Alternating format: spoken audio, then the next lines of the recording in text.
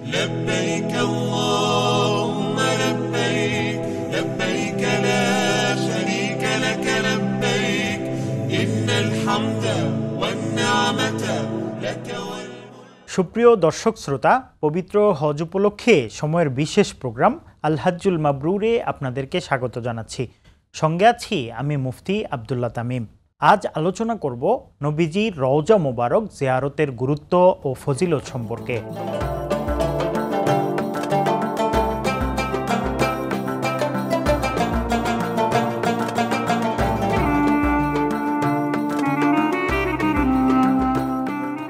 সুপ্রিয় দর্শক শ্রোতা, মুমিনের হৃদয়ের স্পন্দন মুহাম্মদ সাল্লাল্লাহু আলাইহি ওয়াসাল্লাম। উম্মতের চিন্তায় সব সময় বিভোর থাকতেন তিনি। নবীজি সাল্লাল্লাহু আলাইহি ওয়াসাল্লাম 11 হিজরির 12 রবিউল আউয়াল চাষতের সময় হযরত আয়েশা রাদিয়াল্লাহু তাআলা আনহা এর ঘরে তারই কোলে মাথা রেখে ইন্তেকাল করেন। তখন তার বয়স হয়েছিল 63 বছর। নবীজি সাল্লাল্লাহু আলাইহি ওয়াসাল্লামকে হযরত আয়েশা রাদিয়াল্লাহু তাআলা আনহা এর কামরায় যেখানে তিনি ইন্তেকাল করেন সেখানেই সমাহিত করা হয়। মসজিদে নববীর সবচেয়ে গুরুত্বপূর্ণ স্থান হলো রাসূলুল্লাহ সাল্লাল্লাহু আলাইহি ওয়াসাল্লামের রওজা মুবারক। নবীজি সাল্লাল্লাহু আলাইহি ওয়াসাল্লামের রওজার পাশে আছেন ইসলামের প্রথম ও দ্বিতীয় খলিফা হযরত আবু বকর সিদ্দিক রাদিয়াল্লাহু তাআলা আনহু ও হযরত ওমর ইবনুল খাত্তাব রাদিয়াল্লাহু তাআলা আনহু এর কবর। পাশে আরেকটি কবরের জায়গা খালি, এখানে হবে হযরত ঈসা আলাইহিস সালাতু ওয়াস সালামের কবর। আজকে আমরা আলোচনা করব নবীজির রওজা মোবারক জিয়ারতের গুরুত্ব ও ফজিলত সম্পর্কে।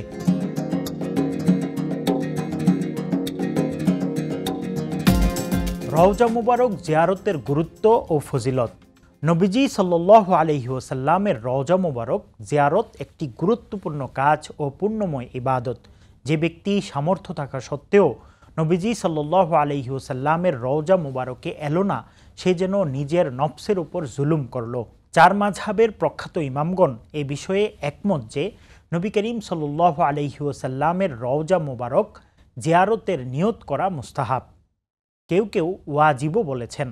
হযরত ওমর রাদিয়াল্লাহু তাআলা আনহু থেকে বর্ণিত, নবীজি সাল্লাল্লাহু আলাইহি ওয়াসাল্লাম বলেন, যে আমার ওফাতের পর আমার রওজা জিয়ারত করলো সে যেন আমার জীবদ্দশায় আমার সঙ্গে সাক্ষাৎ করলো। মদিনাতেই নবীজি সাল্লাল্লাহু আলাইহি ওয়াসাল্লাম গুরুত্বপূর্ণ 10 বছর কাটিয়েছেন। এখান থেকেই তিনি ইসলামের বাণী পৃথিবীর নানা প্রান্তে ছড়িয়ে দেন। জীবনের শেষ নিবাস হিসেবেও তিনি এই নগরীকে বেছে নেন। নবীজি সাল্লাল্লাহু আলাইহি ওয়াসাল্লাম মহান আল্লাহর কাছে মদিনার সব কিছুতে বরকতের দোয়া করেন। তিনি মহান আল্লাহর কাছে বলতেন, হে আল্লাহ, মক্কায় যতটুকু বরকত রয়েছে মদিনায় তার দ্বিগুণ বরকত দান করুন। মদিনা ইমানের নিরাপদ স্থান। নবীজি সাল্লাল্লাহু আলাইহি ওয়াসাল্লাম মদিনাকে দারুল ইমান বা ইমানের স্থান হিসেবে উল্লেখ করেছেন। তিনি বলেন, ইমান মদিনার দিকে ফিরে আসবে যেভাবে সাপ তার গর্তের দিকে ফিরে আসে। মদিনা গমনকারীর উচিত রওজা মোবারকের জিয়ারতের নিয়ত করা। নবীজি সাল্লাল্লাহু আলাইহি ওয়াসাল্লাম বলেছেন, যে হজ করলো কিন্তু আমার রওজা জিয়ারত করলো না, সে আমার প্রতি জুলুম করলো।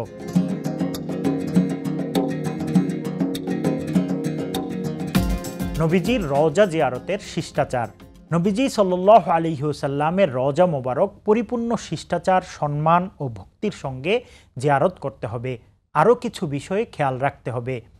জিয়ারতকারী পবিত্র শরীরে পবিত্র কাপড় পরিধান করে যাবে। জিয়ারতের উদ্দেশ্যে বের হওয়ার পর থেকেই অধিক পরিমাণে দরুদ পাঠ করতে হবে। রওজায় প্রবেশের আগেই মন থেকে জাগতিক সব চিন্তা ভাবনা দূর করে নবীজির ভালোবাসায় অন্তর পূর্ণ করে নিতে হবে। মহান আল্লাহর কাছে দোয়া করবে আল্লাহ যেন জিয়ারতের মাধ্যমে তাকে উপকৃত করেন। ডান পা দিয়ে প্রবেশ করবে। লক্ষ্য রাখবে এমন কোনো আচরণ যেন প্রকাশ না পায় যা নবীজি সাল্লাল্লাহু আলাইহি ওয়াসাল্লামের মর্যাদা পরিপন্থী। নবীজি সাল্লাল্লাহু আলাইহি ওয়াসাল্লামকে অনুচ্চ আওয়াজে সালাম দেবে, কোনোভাবেই আওয়াজ উঁচু করবে না।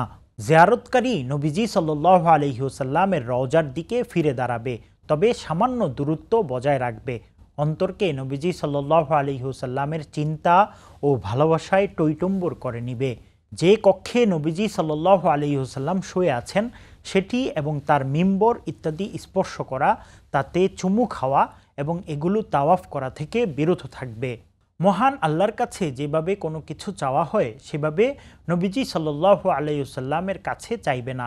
কোনো চাওয়ার থাকলে মহান আল্লাহর কাছে চাইবে। দোয়া করার সময় কেবলামুখী হয়ে দোয়া করবে।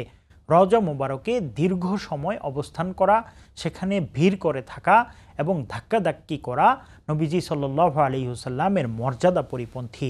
যতক্ষণ অবস্থান করবে প্রশান্তির সঙ্গে অবস্থান করবে। ফেরার সময়ও দরুদ পাঠ করতে থাকবে। সম্ভব হলে রিয়াজুল জান্নাতে 2 রাকাত কমপক্ষে নামাজ আদায় করবে। প্রিয় দর্শক শ্রোতা, হাজিদের হজের বিষয়ে সৌদি আরব থেকে সেখানকার অবস্থা জানাচ্ছেন সময় সংবাদের সৌদি প্রতিনিধি আরিফুর রহমান।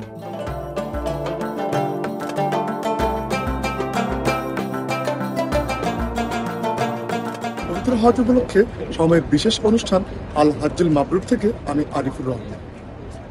আজকের বিষয় মহানবী হযরত মুহাম্মদ সাল্লাল্লাহু আলাইহি ওয়াসাল্লামের রওজা মুবারক জিয়ারতের গুরুত্ব ও ফজিলত। আমরা জানি যে হযরত মুহাম্মদ সাল্লাল্লাহু আলাইহি ওয়াসাল্লাম এর রওজা মুবারক রয়েছে মদিনার মসজিদে নববীর এক পাশে। সেখানে তিনি সহ শুয়ে আছেন আর বেশ কয়েকজন প্রসিদ্ধ সাহাবী। তার মধ্যে অন্যতম হযরত আবু বকর, হযরত ওমর ও হযরত ওসমান আলাইহিসসালাম। আল্লাহ রাসূল সাল্লাল্লাহু আলাইহি ওয়াসাল্লাম এর রওজা মুবারক জিয়ারতের অনেক গুরুত্ব ও ফজিলত রয়েছে। আসলে পুরো বিশ্ব থেকে যখন ধর্মপ্রাণ মুসলমানগণ সৌদি আরব ভ্রমণে আসেন তখন তারা অবশ্যই চেষ্টা করেন মদিনার মসজিদে নববী ও মক্কা ও মুকাররমায় এসে উমরা পালন করতে। সেক্ষেত্রে মদিনার মসজিদে নববী মানুষের এক হৃদয়ের কোণে অবস্থান করছে, যেহেতু বিশ্ব মুসলিমের মুক্তির দূত রাসূলুল্লাহ সাল্লাল্লাহু আলাইহি ওয়াসাল্লাম এখানে শুয়ে আছেন। এছাড়াও সারা পৃথিবীতে যেই রহমত এবং বরকতময় স্থান আছে তার মধ্যে মদিনার মসজিদে নববী তথা রাসূল সাল্লাল্লাহু আলাইহি ওয়াসাল্লামের জিয়ারতের স্থান অন্যতম। রাসূল সাল্লাল্লাহু আলাইহি ওয়াসাল্লামের রওজা মুবারকের পাশেই রয়েছে জান্নাতুল বাকি। ওখানে যেই সাহাবীরা শুয়ে আছে তাদের জন্য দোয়া করে। সব মিলিয়ে বলা চলে রাসূল সাল্লাল্লাহু আলাইহি ওয়াসাল্লামের রওজা মুবারক জিয়ারতের বিশেষ গুরুত্ব ও ফজিলত রয়েছে। আজকের পর্বে এ পর্যন্তই। দেখা হচ্ছে আগামী পর্বে অন্য কোনো বিষয় নিয়ে। হাজিদের বিষয়ে জানাচ্ছিলেন আমাদের সৌদি আরব প্রতিনিধি আরিফুর রহমান। আগামী পর্বে জানবেন মদিনার কিছু দর্শনীয় স্থান বিষয়ে। দেখার আমন্ত্রণ জানিয়ে আজকের মতো বিদায় নিচ্ছি। আসসালামু আলাইকুম ওয়া রাহমাতুল্লাহি ওয়া বারাকাতুহু।